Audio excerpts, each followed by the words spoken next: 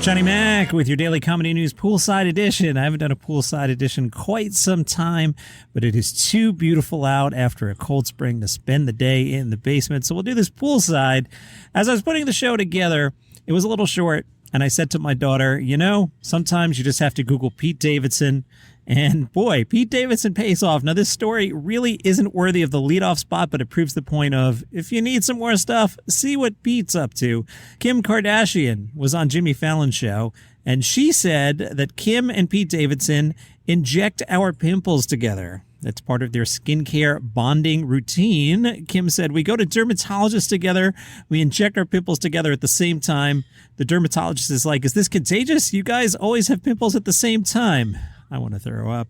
Also, in a Tuesday interview on the Today Show, Kim Kardashian said that Pete Davidson has taught her so much about skincare, saying it was their thing. Now, I would have guessed if you said to me, is Kim teaching Pete about skincare or is Pete teaching Kim about skincare? I would have guessed Kim was the expert on skincare, and I would have lost a lot of money. Apparently, Pete's the expert here. Kim said, I knew it was special when I fell asleep, and I kept talking about it all night, like, oh my God, I have this pimple, don't let me fall asleep, I have to put pimple medicine on it before I go to sleep. I fell asleep, I forgot, I woke up in the morning with dried pimple medicine on my face. Pete Davidson had put it on in my sleep. Aww. But maybe you need some more content for your weekend Daily Comedy News. How about this one from the Daily Mail? Pete Davidson strolls around Cairns with his zipper undone. Seems like Pete was up by the Great Barrier Reef. I've been there myself. It is beautiful. You should go. But apparently Pete Davidson suffered a wardrobe malfunction. He had forgotten to zip up the fly on his blue pants before leaving his hotel. The Daily Mail says Pete seemed unaware of the gaffe as he displayed the peace sign for the paparazzi. While we're on Gossip Corner, let's check in with John Mulaney. This also from the Daily Mail. John Mulaney and Olivia Munn spotted out on a walk in New York City. Imagine you're just trying to go for a walk in New York City and you've got some annoying paparazzi stalking you. Yeah.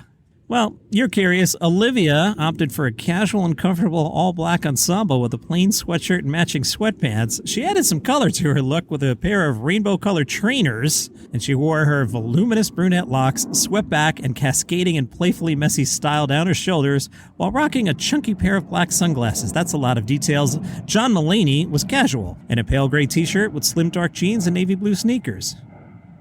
Jeans in late June in Manhattan, John Mulaney? Weren't you hot? At one point, Mulaney reached down to comfort little Malcolm, and he beamed warmly at Olivia as they chatted while they headed down the sidewalk. All right, enough of that nonsense. From Philadelphia Weekly. These days, even the ostensibly innocuous comedy of Stephen Wright is coming under scrutiny from some quarters. Stephen Wright said, I had this joke. Joke goes like this.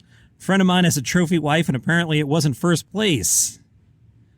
Steven says, now people are upset over the joke for two reasons. They're upset because a trophy wife obviously is a woman based on how she looks.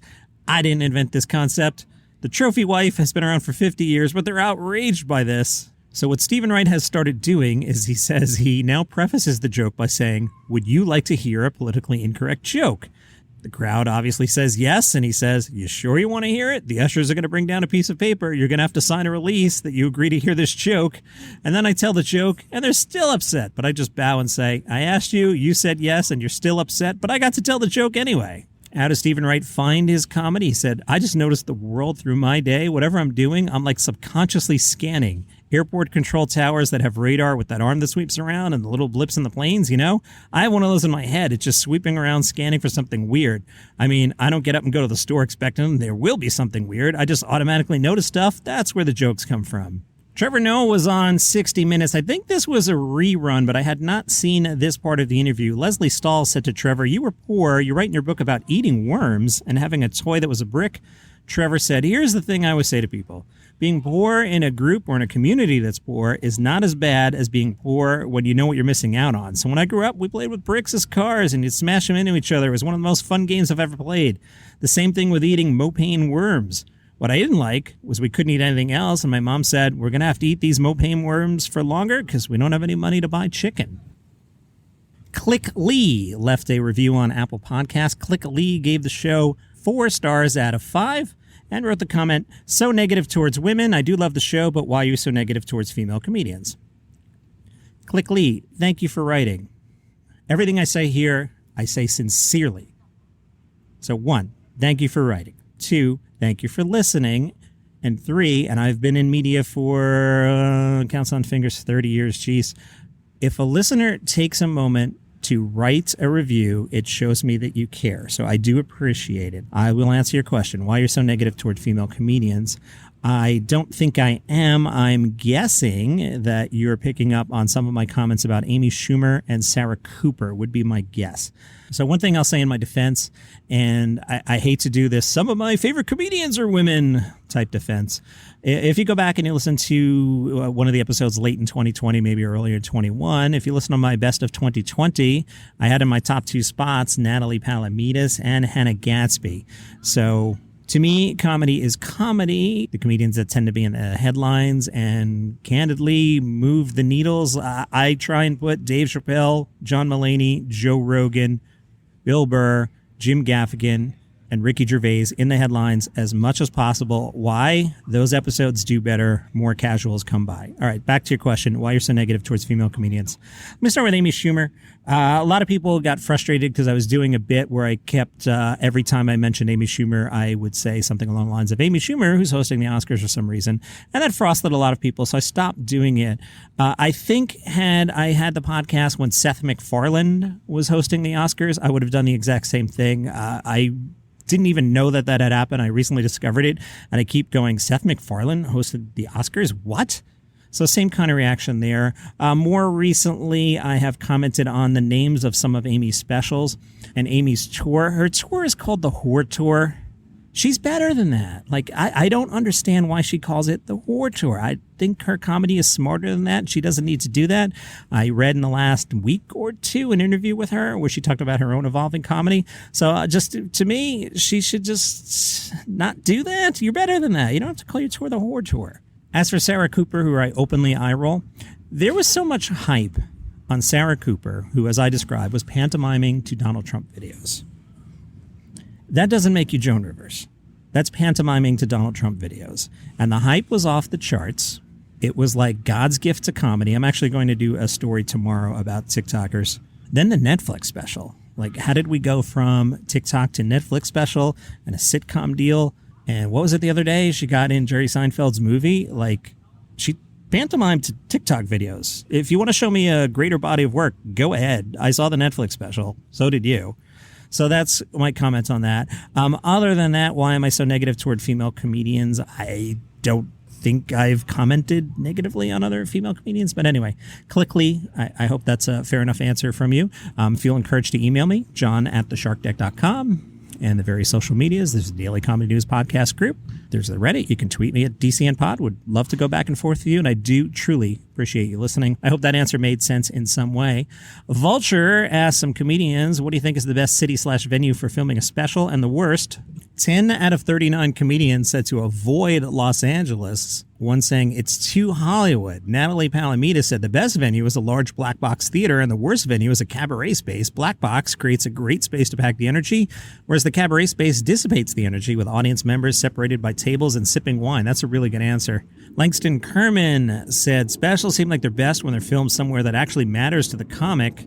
Whitmer Thomas filming his special in that weird-ass club in Alabama was so cool and should inspire all of us to find spaces that are as interesting as the D-word jokes. Kathleen Madigan said, it's a tie for me. The Paramount Theater in Denver and the Pabst Theater in Milwaukee are my favorites. I don't know the worst, thank God. Kathleen's a riot. And from The Wrap, several years ago, while performing her stand-up routine at a resort in North Carolina, longtime comedian Bobby Oliver was attacked on stage by a man in a gorilla suit. It was a Halloween show, so the gorilla suit wasn't the most bizarre thing about the incident, but it shook Oliver up so much that she gave up touring. Oliver told The Wrap, he starts grabbing my boobs and my crotch. I'm looking at the venue manager thinking someone's going to come and help me, but the manager's just laughing. He's in the back like, this place is wacky. Anything can happen here. Boy, that's terrible. I'm being sexually assaulted in front of an audience, and the audience thought it was part of the act. Because why wouldn't it be? Guys are half joking they need bodyguards. Like everything else, once it starts happening to men, suddenly everybody cares, right?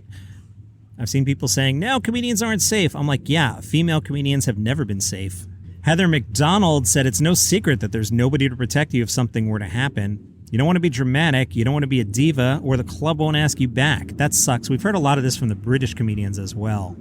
After the Chappelle incident, a shaken McDonald offered free tickets to cops to attend her next show. For my June 17th set in Napa, I had about 6 officers for each show. Makes me feel better. Even if they're not on duty, they're always on alert. I have a big fall tour, and with enough prep time, I plan on always having at least 2 or 3 people that are former military or police. And from SundayWorld.com, a Wicklow man found a message from Billy Connolly hidden in his spam folder. Back in December of 2020, the man posted on Billy Connolly's Facebook page in response to a series called It's Been a Pleasure, which centered around Billy exploring his colorful past and his new life in California following his Parkinson's diagnosis in 2013. The fan Calm said, he started the series just to let people know he's still alive and Parkinson's hasn't stopped him, and because I work night shifts, my wife would record the series and would watch them together. The series just hit me. I went to see his final tour as a comedian, and he had Parkinson's disease at that stage, and I found him struggling, and I felt I should send a message on the page. I was such a big fan. I went on the fan page, probably after having a few beers, and just wrote the message and referenced his work. Recently, Calm was cleaning out his spam folder, and he saw a response from William Connolly. It went into spam in my Facebook Messenger page, so I didn't see it. My phone is currently overloaded with stuff, so I was trying to clear out messages. I nearly deleted it. I read it, and I couldn't believe my eyes. It was a month since he had sent it, and about a year and 4 months since I had written the post. The man has 500,000 followers. He must get thousands and thousands of messages weekly. For me to get picked out, I found it quite overwhelming. For him to read my message, for one, but to get a reply, it's blown me away. That's fun. And that's your poolside comedy news for today. Follow the show for free on Apple Podcasts or Spotify. See you tomorrow.